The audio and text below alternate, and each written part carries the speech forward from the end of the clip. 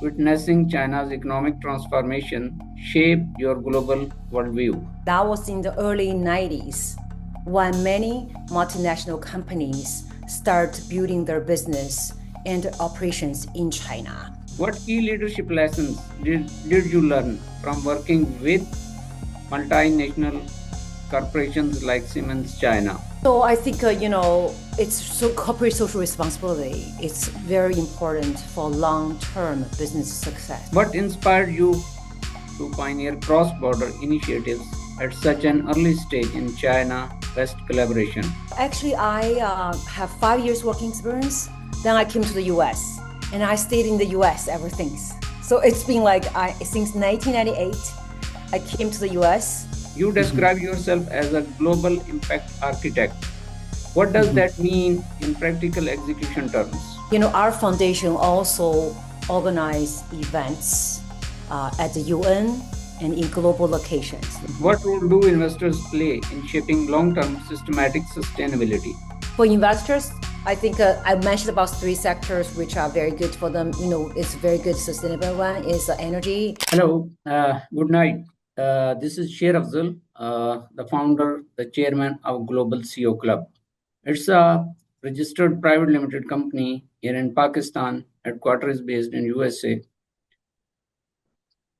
The journey of this mega platform was started about 7 years ago. Now, the Global CEO Club has very, very strong footprints in every country of the world through partners. Today, we have invited very big lady, chairperson, enthusiastic, passionate, very committed lady, Jing Zhao Cesarone. Thank you so much, Ms. Jing. Thank you so much for joining the session to share your views, to share your success with the audience of Global CEO Club. Thank you so much once again.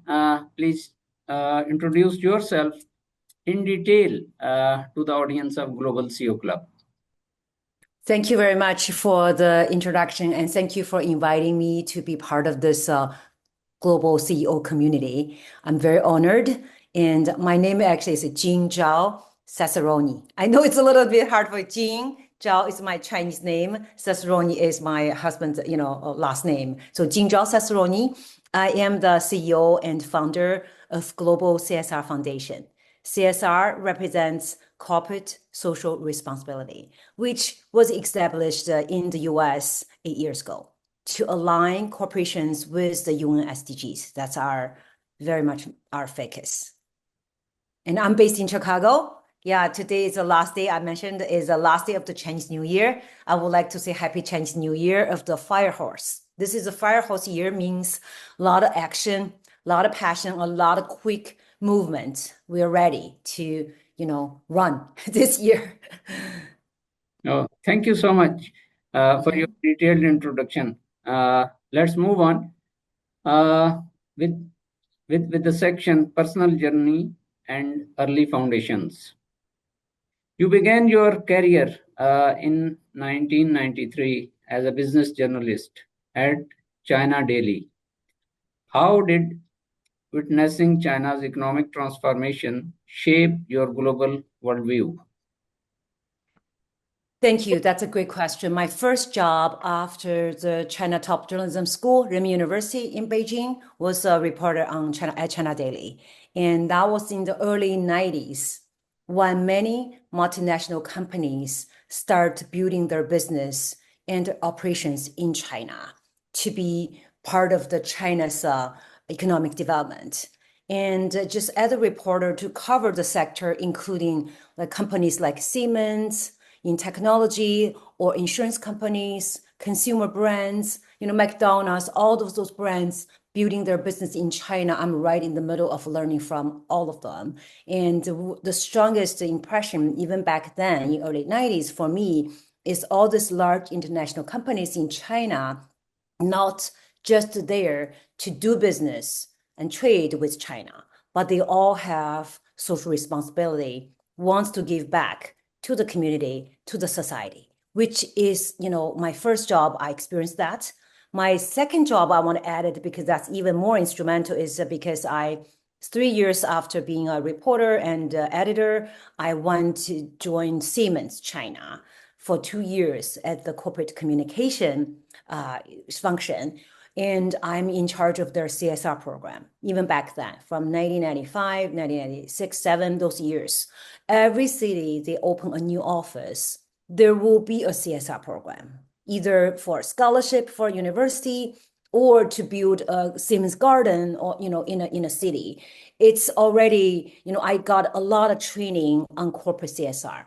And our principle is we are here to be a corporate citizen, not just a business partner, not just a trading partner. So that was in my DNA. Like for my first 5 years of work, I really witnessed, participated, and practiced multinational companies' CSR in the China market before I came to the US in 1998. So that's like 5 years working experience before I came to Chicago for my master's degree in 1998. Thank you so much for sharing with us your first experience, practical experience. Global CO Club has very, very big international business network, business and investors network. CO Club has different, or in other words, multiple business segments to unite the business community at one place to solve their problems, like to expand businesses, like to arrange investments for the expansion worldwide. International collaborations is the primary key to establish businesses worldwide. Global CO Club is facilitating the business community to have international alliances, international collaborations through a very, very big international business network. So we continue our journey. What key leadership lessons did you learn from working with multinational corporations like Siemens China? So I think, corporate social responsibility. It's very important for long-term business success because cross-border businesses requires a lot of good understanding of the local culture, local community. It's very relationship-based rather than transaction-based. If you only transaction-based, you cannot really build a foundation in the country, for your future business. So corporate social responsibility should just go together. When you start a business, you should start with CSR as part of your strategy, not like, oh, after I make money, after I, got all this back, then I will do social responsibility. No, I mean, initially you should incorporate corporate social responsibility into your new market entry strategy. It could be initially volunteer your time, participate in other international charity organizations if the company is still small, which I means like, you should have the sense of social responsibility from the very beginning and also have the cultural intelligence, localization, to be part of the localization, part of the community in the local country to be successful. Thank you so much. You are doing excellent job and keep it up and grow with a large success. What inspired you to pioneer cross-border initiatives at such an early stage in China-West collaboration? Actually, I have 5 years working experience. Then I came to the US and I stayed in the US ever since. So it's been like since 1998, I came to the US and, for my master's degree, after that, I worked for Fortune 500 companies to do their business strategy summit producer. And but after 911, I started my consulting company, which is called ChinaWise. Right now, it's been 20 plus years. that is extremely focused on market entry strategy for US, Canada companies, government agencies, non-for-profits to do market entry in China, to set up their business, and influence. And also last 10 plus years, more also focused on Chinese companies coming to the US, China, relationship, business collaboration. I have been doing that for 20 years. Last 5 years, it has become more global. It become a global, not just the US, China, more like UAE countries, especially with the COP28 in Dubai in 2023. I built the foundation in the UAE countries and also Southeast Asia, Europe, Africa. It's become more global when the Chinese company I work with and the US company I work with become more global. So that's have been, like the experience, my work experience. And also among this, 8 years ago, I established Global CSR Foundation to align with the UN SDGs for private sector corporations to develop their CSR program so their global strategy can be integrated to the local community, as I mentioned earlier, as part of the local citizen, part of the local community, through building global CSR programs. I've done that for corporations in different countries and received such great impact than just spending marketing dollars or branding dollars. So that has been the foundation's work, which I focus primarily on as of today. Thank So you. that gives you a good picture. Yeah, a good picture for what I do and how that, involves everyone. Yeah, you are doing a great job, and keep it up. As I mentioned earlier, that Global CEO Club has diversified business segments. Mm-hmm. Most of important is to arrange investments for the mega projects, whether related with the private sector or a public sector, uh, Mm-hmm. Mm-hmm. worldwide. Mm-hmm. As I told you, that Global CEO Club has very large network of global investors, family offices, uh, to provide investments for the mega projects worldwide. Mm-hmm. And for that purpose, from time to time, Global CEO Club, along with its partners, global partners, Mm-hmm. are organizing trade and investment summits, events, to support the business community, to support the governments worldwide. So Mm-hmm. we continue our session, Mm-hmm. and that is cross-border strategy and global capital. You Mm-hmm. describe yourself as a global impact architect. What does Mm-hmm. that mean in practical execution terms? Thank you. Yeah, we, our foundation also organize events at the UN and in global locations. Like last year in Abu Dhabi, we organized family offices, events, bring global projects, doing road shows, investment advisory as well. So for us, our focus. I'm glad to hear about you introduce about the CEO club and very business focused and also with impact message as well. But for our foundation, we work with family offices, investors, very focused on their impact and their legacy and long-term SDG alignment. And we can show them the ESG metrics, all of that, so they align their investment principles, investment areas, investment projects with ESG metrics, with SDG goals and with long-term output, not just short-term, goals. So for me to talk about the impact, real impact as of today means a system. It's a system value creation, not just short-term or one business aspect, but also the overall long-term development of the organization. Thank you so much. What are the biggest mistakes, misunderstandings between Eastern and Western business cultures today? Okay, thank you. That's a great question. That's like being asked and researched for the last 20, 30 years. Even my study in the US is about cross-cultural studies about that. So there are many mistakes. If we talk about the biggest mistakes, it has always been underestimation of the cultural and the regulatory complexities of the local country, of the local country.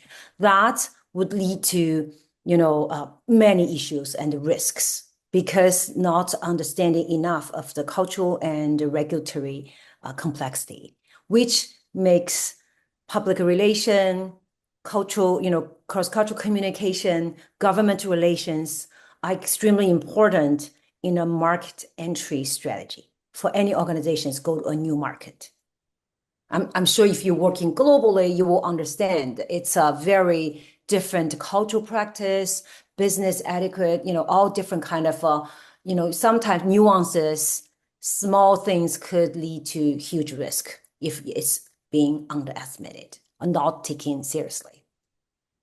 Thank you. How can responsible capital accelerate sustainable cross-border growth? For responsible capital, they're aligned, for us to do the impact, mostly aligned with the SDGs. But SDG is a very, very effective, great framework, established by the UN in about 9 years ago. Right now, we are at the last 5 years of the SDG. 2030 is, the deadline for the SDG to be accomplished. So for responsible capital investment to be aligned with the SDG goals. As of right now, women-led business, climate energy transition, AI-enabled infrastructure, all those areas are closely related with the SDGs and are the great areas with both profits and responsibility can be accomplished for responsible capital. I mean, impact investment is not just about the impact. We have impact metrics to measure it, but it's also about profitability. There is a balance between it, and we can establish very clear impact metrics, just the same as profit metrics. Find the balance in those areas I just mentioned. Those are the great areas they can focus on. Thank you so much. One of the most important business segment of club is a marketplace. As you have in your China, Alibaba. Okay. Likewise, Global CEO Club has its own marketplace. Even you can display your company on CEO Club marketplace for global advertisement, for business execution, for business engagements, and it would be very helpful to get new buyers, new customers through Global CEO Club marketplace. And I invite you as well as the other business community through your network, join hands with Global CEO Club and grow your businesses worldwide. It's a mega platform to have smooth operations with growth and succession all over the world. So we continue our journey. Wonderful. Yeah. Yeah. From your experience, what makes cross-border initiatives succeed and what causes them to fail? So just to answer your first one, about building in the marketplace, we do work with a lot of global CEOs, especially Chinese companies going aboard with the supply chain empowered. So we do work with them very closely globally to do to find the good distribution channels and the marketplace. I think that there is a very good opportunity to connect them with broader, more platforms like yours. And I think one I would I know there are many factors. I just mentioned one, so we can all remember the number one in global business always being trust, building trust. If you can trust each other, the business, the cost will go down because you trust each other. Think about how much time, efforts, everything, regardless, we are building brand, we are building influence, whatever, is to be able to trust each other. If you can do well in trust, you're going to do well in business. If you cannot do well in trust, you lost your trust, you damage your trust, it's almost impossible to do business, especially globally, cross-border, cross-industry. Trust always number one, which make you succeed, can make you fail. Thank you so much. Around 2 years ago, one of the Portuguese business delegation visited Pakistan through Global CO Club. And he was of the view that networking or business relations is a business. And Global CO Club has very strong network of business community all over the world. And I invite you people, join hands to work together, to have success, to have growth all over the world. So we continue. How should CEOs structure global market entry in today's geopolitical environment? I think today, e-commerce has been, actually today is not, today's digital world is not like previously. You have to have a, brick and mortar store. You have to go. E-commerce has become so prevalent globally. E-commerce is a great platform to help global CEOs if it's a product-based business. Working with big e-commerce platforms, Amazon, be it Amazon, Alibaba, or any other, all these global platforms, it can cut down your, retail costs, all of that. And if you design a very good product, good price, everything, e-commerce will be a great platform. E-commerce, live commerce, all this digitalized with TikTok, TikTok, all of that will be a great opportunity for CEOs to have success. But, they're also service-based. If it's a service-based infrastructure project, technology-based, kind of business, that still requires in-person attending conferences, join networks such as your, the CEO club, to be part of a business community, building relationship and trust with each other. I think it's two different ways, but regardless, today's social media, online presence has become very, very effective, which, can get you connected with the right clients, right audience, much more effectively and efficiently. Should take advantage of that. Thank you so much. For your kind notice, Global CEO Club is going to have a big trade and investment summit here in Lahore, Pakistan during the month of April 2026. Through you, again, I invite business community, I invite governments to join hands to work together for continuous success, continuous growth. Event or summit is for the purpose to convey the message to the business community that how Global CEO Club is effective for them to grow their businesses worldwide. Dr. Jia from China is a United Nations chairperson for Asia Pacific, and she is part of board, a member of Global CEO Club. So Global CEO Club, as I told you, that has very strong footings, strong footprints worldwide to support the business community. So we continue our next session. That is Global CSR Foundation and SDGs. As founder and CEO of Global CSR Foundation, how are you accelerating measurable progress toward the UN 2030 SDG? Thank you. That's a wonderful question. I established the Global CSR Foundation in 2018.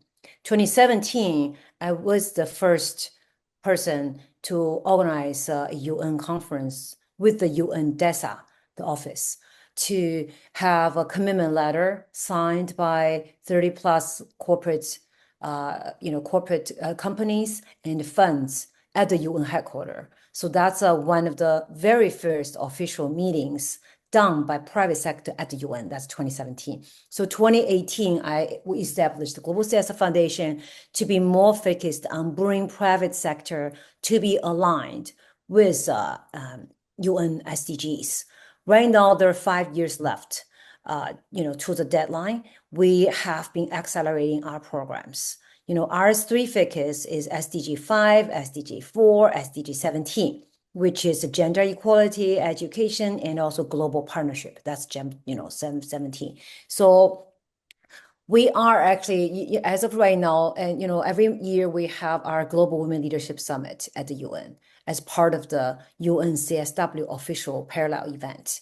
We also have our Global CSR Summit, which is to award companies who did well in their corporate social responsibility, to award the companies to bring on the best practices, to share everybody's experience, and also to build global partnerships. This year, we are making even bigger plans is to set up initiatives with the UN agencies to actually building a consortium of working together organizations and corporations to focus on women-led, mostly women, female-led innovation globally.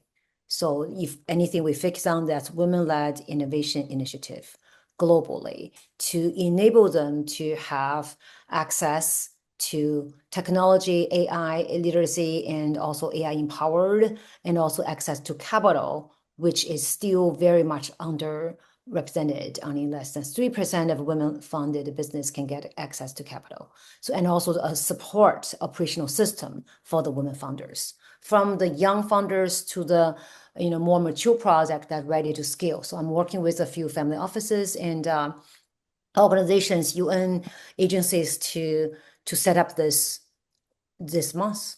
And going forward, this is a very, I should not say much about that yet, but since it's coming up, and it's a very, very, very serious plan. Yeah, will be implemented. Yeah, thank you. For your information, Global CEO Club organized an Expo Summit here in Pakistan, along with Textile Asia, and many Chinese companies participated in that expo. SIFC played a very important role to organize that summit.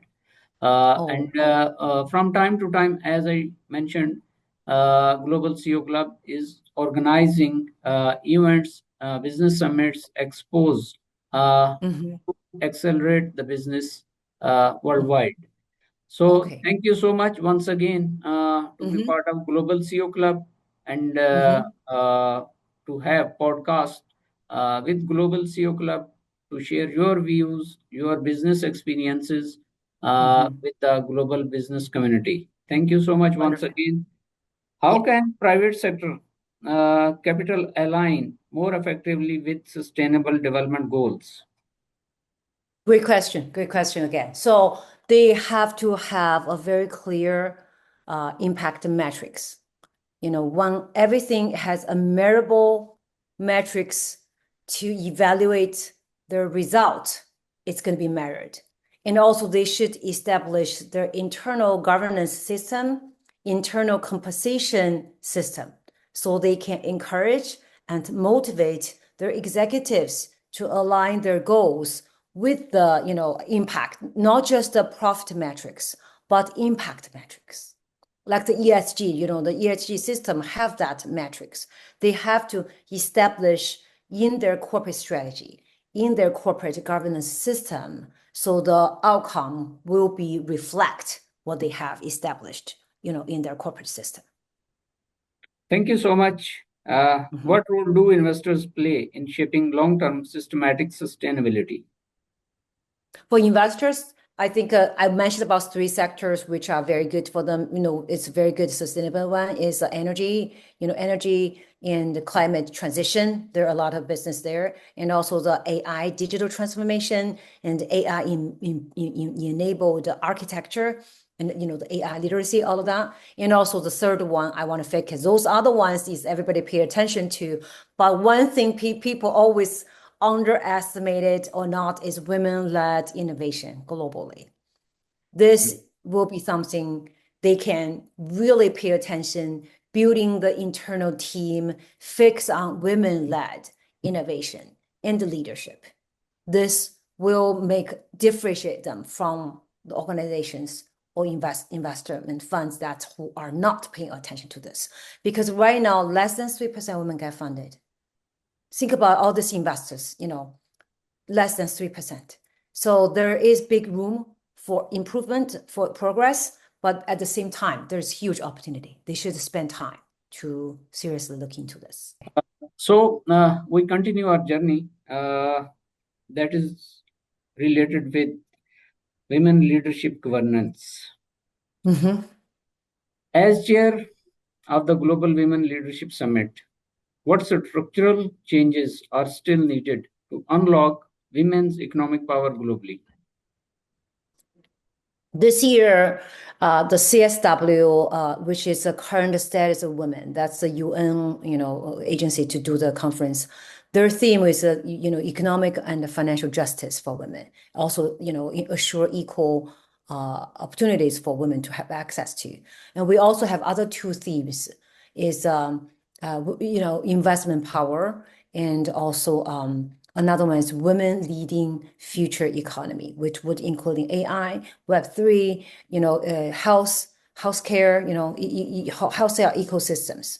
So altogether, this year's Global Women Leadership Summit theme is, have leadership to lead towards the 2030 SDGs. We have only 5 years left. There is quite an urgency. And through this 5 years, women can play a very pivotal role in advancing SDGs to eventually realize the SDG goals. Women play an extremely important factor here, no matter it's in investment power, in leading in the new economy, or at the whole social governance system.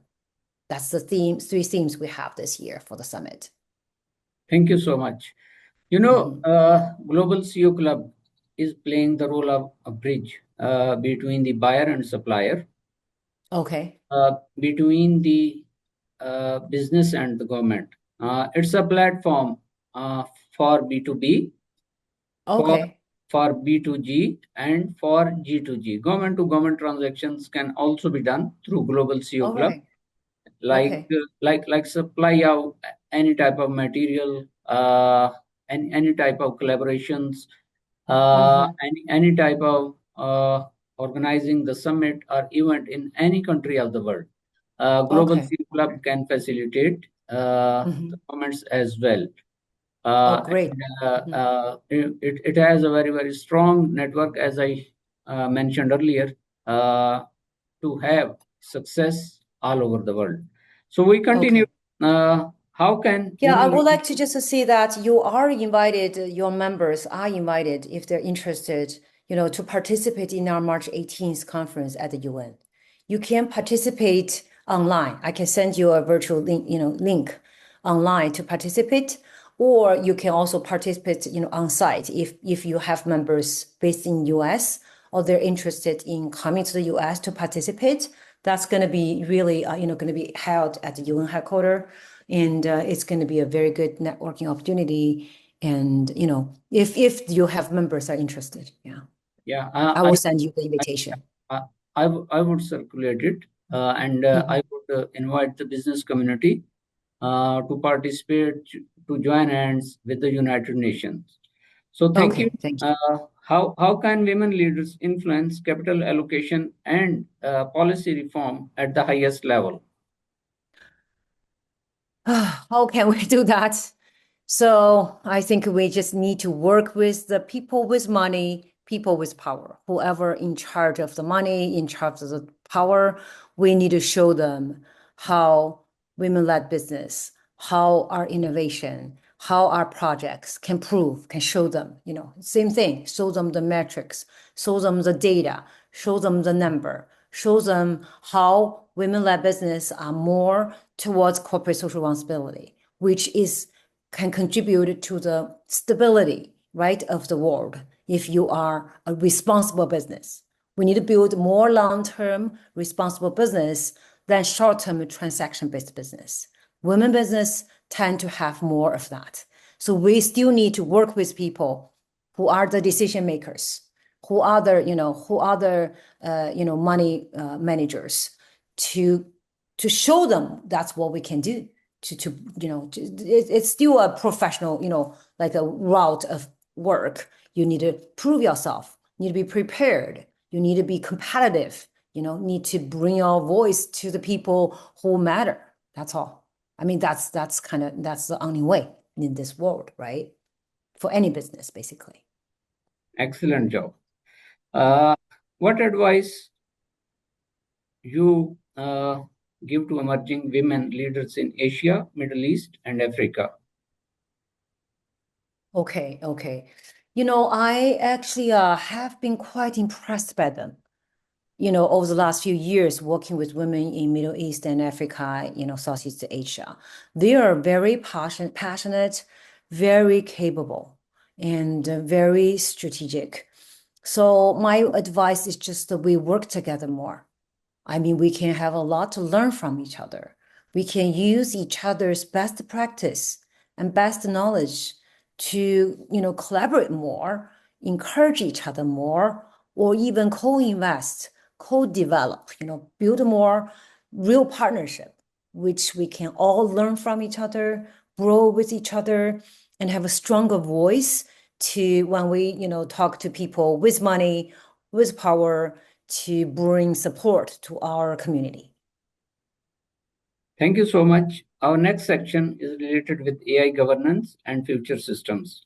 AI governance is one of your core focus areas. What are the biggest risks if AI development is left unregulated?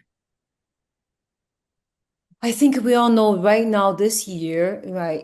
I was in Davos, the whole Davos ficus. I was at CES first. That's the largest electronic, product show in Las Vegas. I was there first, see all the new development, all the new technology, new robots, all kinds of things are being launched into the market. It's like, so you couldn't even see, even 1%, 10% of it even you there a few days, which means exploding, right? The whole industry. But when I get to Davos, it's a completely different topic on AI, not just development, very much on AI governance. So for AI governance, I believe right now, as of right now, this year is a critical period of time for our entire humanity as a whole to develop something that can maintain control and balance for the acceleration of the technology development. So there's 3 layers, model should be done is number 1 is like the global framework. We need to reach certain type of global principles, global ethical codes that not hopefully everybody, if not the majority of the countries, industries will consent to. So that's number 1. Number 2, each government at the government level should have doing the, regulatory clarity, have good policy, clear policy, to manage and oversee, supervise the industry.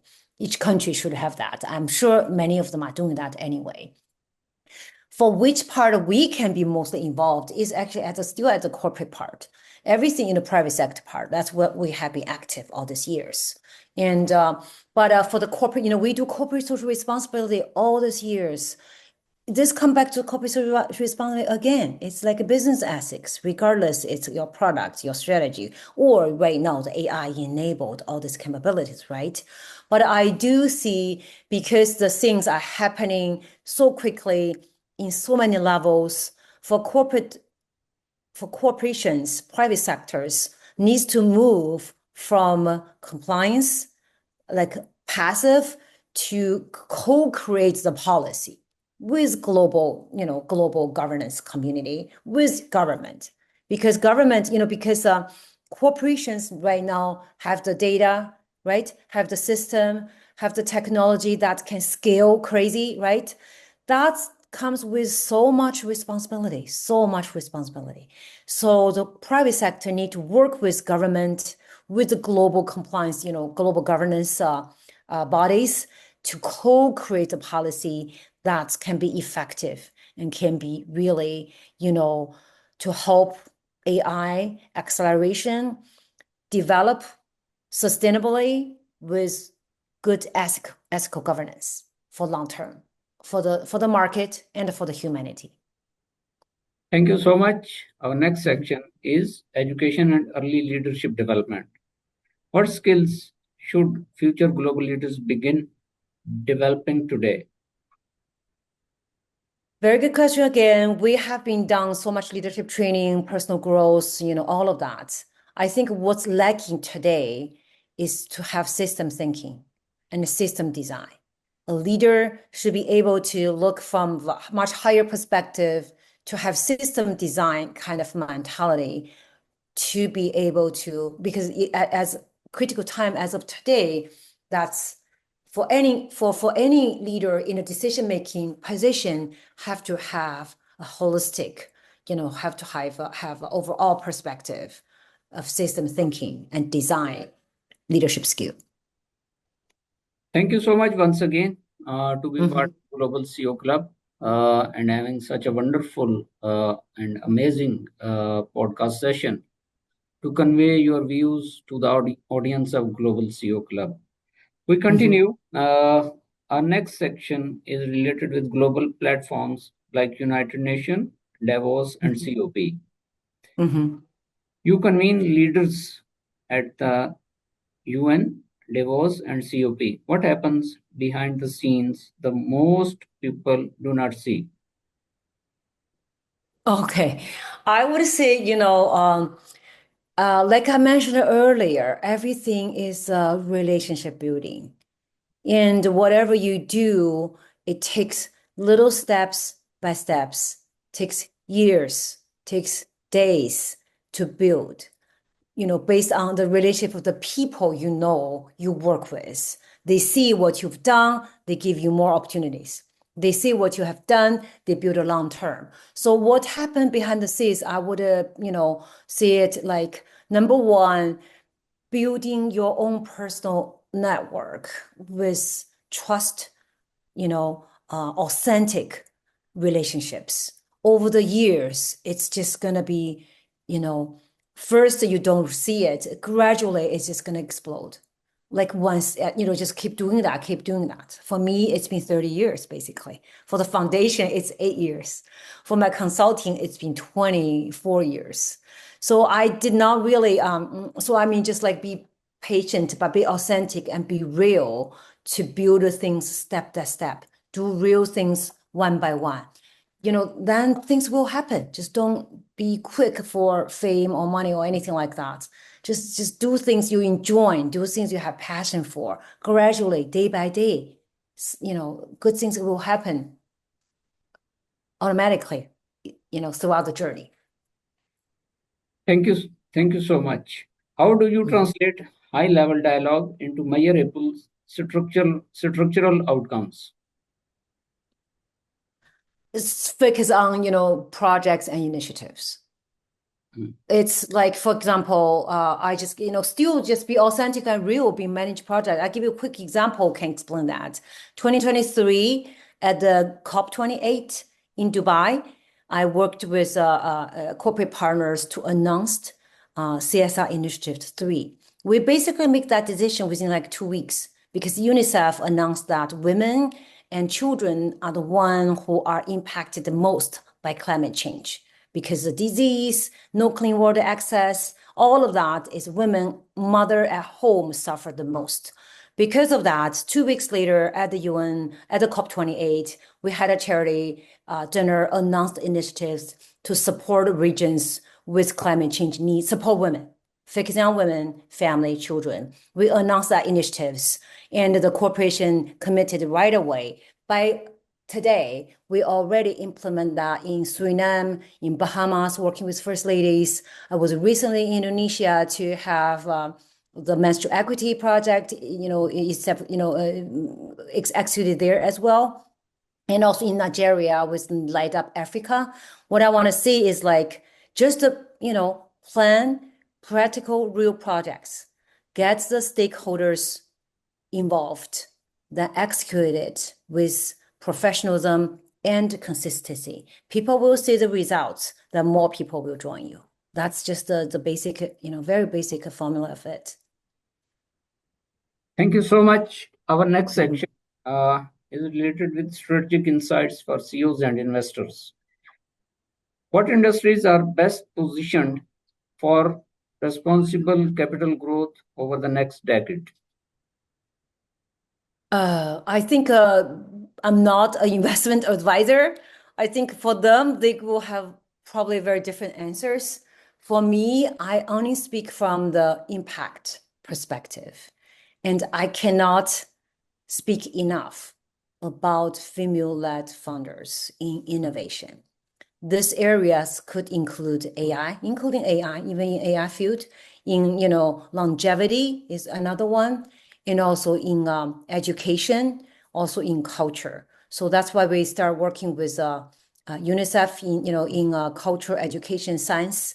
All of this female-led. I just call upon all investment funds or corporations who supporting women to spend more time and efforts looking into this. This is the multiplier. Women is the multiplier of many industries, and just spend time, focus on women-led business. This will be my focus going forward, for sure. And I think the current situation is because a lot of the people have not looked into it professionally or with data, with analysis enough yet, because it just doesn't even have the awareness, right? It doesn't even have the mentality and the recognition yet. Start with that. This is something can't miss for the next 10 years. Thank you so much. Our next section is personal philosophy and legacy. Your mission is to align capital leadership and global systems with humanity's long-term future. How do you personally measure success? Okay, so it's more like still globally. I see the success is we jointly build a system that is ethical, has ethical governance, which make it stable and safe globally. Ethical governance, sustainability in the environment, and also inclusive and balanced, development, overall development, inclusion and balancement between men and women and among all the regions globally. That's how I see it in 3 different levels: ethical governance, sustainable environment, and balanced development globally. Thank you so much once again. Any very important advice to the global leaders, to the global investors from your side? Let's see. So I remain very optimistic about our future, of our world, of our humanity towarding. Optimistic is first step. Second step, I call for the partnership, collaboration of all the stakeholders, global leaders, practitioners from public and private, men and women, different generation, young generation and older generation, all of us together, be hopeful for our great future, be optimistic about the coming of our humanity's golden age. If we have the courage, have the moral clarity, and have the passion to build this together, and I believe we can. Thank you. how do you see the growth of Global CEO Club worldwide, and how it can be effective for the business community to align for the growth? I think you already did a great job to be like 7 years ago. I didn't know you started like a few years ago already. Is already ahead of the, a lot of people to build a global network. I think, to have a very clear, measurable, and moral objectives to align people together. When people feel a sense of belonging, I'm a part of the CEO club, then I know I'm doing something great. I'm doing something effective. I'm doing something, you already have a very good group of CEOs. They are all like a number one decision makers in their companies, organizations. I believe they are all strong leaders. I think you can, I mean, there are many things I can see, but just focus on number one is to have a very clear objectives, like I mentioned, then building network of the right people to align with your objectives together and expanding this network through the YouTube programs you are doing right now, the online program you are doing right now, and to build more closer relationships through this type of interviews, on offline events, and also, good projects you spearheaded on, that everybody can participate, like one or two, three, even more. But starting with a few, like then everybody can be part of that and can learn and benefit from that, which complement to what they don't have, right? As everybody manage their own business in their own region. What they don't have is a platform and a network. That's what you have. Thank you so much for your presence, and I'm very grateful to you again. Your precious time you had even 1 hour to share your views, your business experiments, so that the global audience of Global CEO Club, global leaders can get benefit through your views, through your experiences. I'm very grateful to you. You joined this session, and thank you so much once again. Thank you so much too. I am very grateful for this opportunity, and I would love to have more, opportunities to interact with the CEO Club members and everyone. Thank you so much. Bye bye.